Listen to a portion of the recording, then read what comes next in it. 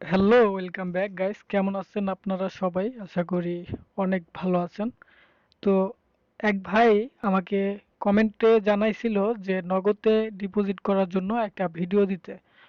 তো ভাইয়া আপনার জন্য এই ভিডিওটা বানানো।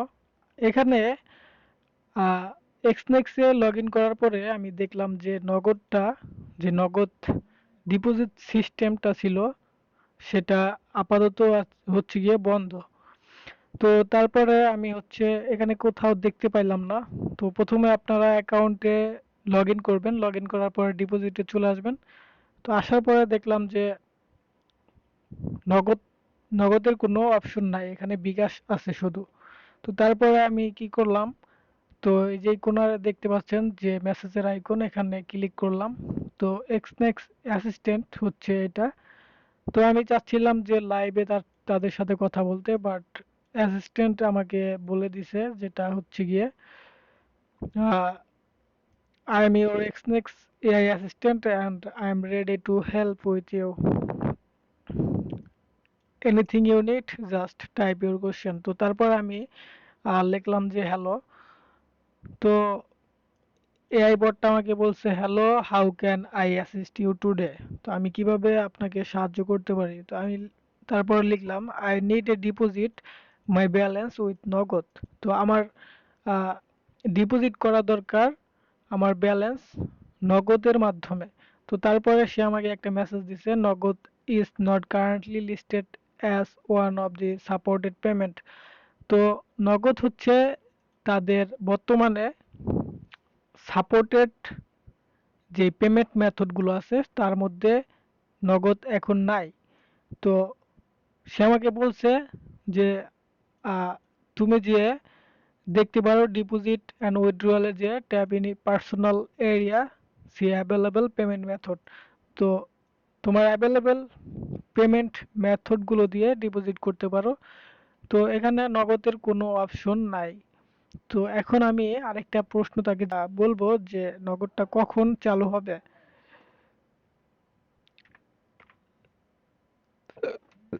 How much time need to on নগদ পেমেন্ট অপশন। তো দেখি সে কি বলে, নগদটা আসলে কি অন হবে নাকি হবে না।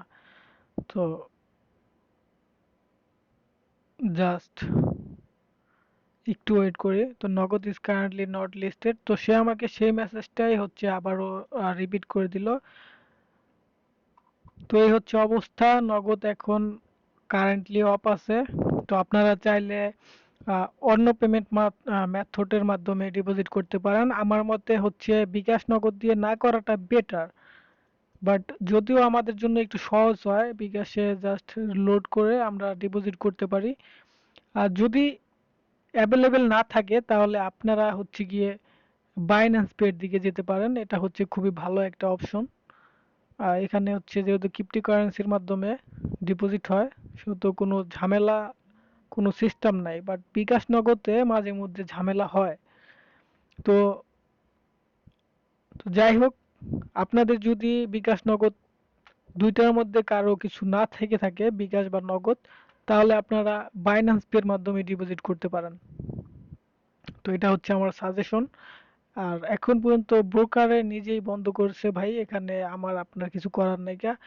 যে অপশনগুলো আছে এখান থেকে চাইলে আপনারা ডিপোজিট করতে পারেন।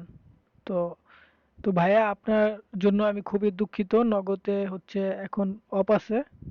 আপনি চাইলেও ডিপোজিট করতে পারবেন না। আবার হয়তোবা দু একদিনের পরে চালু করতেও পারে, আবার এরকম আছে যে এক সপ্তাহ লাগতে পারে, 15 দিনও লাগতে পারে। এটা কোনো আহ, সঠিক টাইম আমি বলতে পারবো না।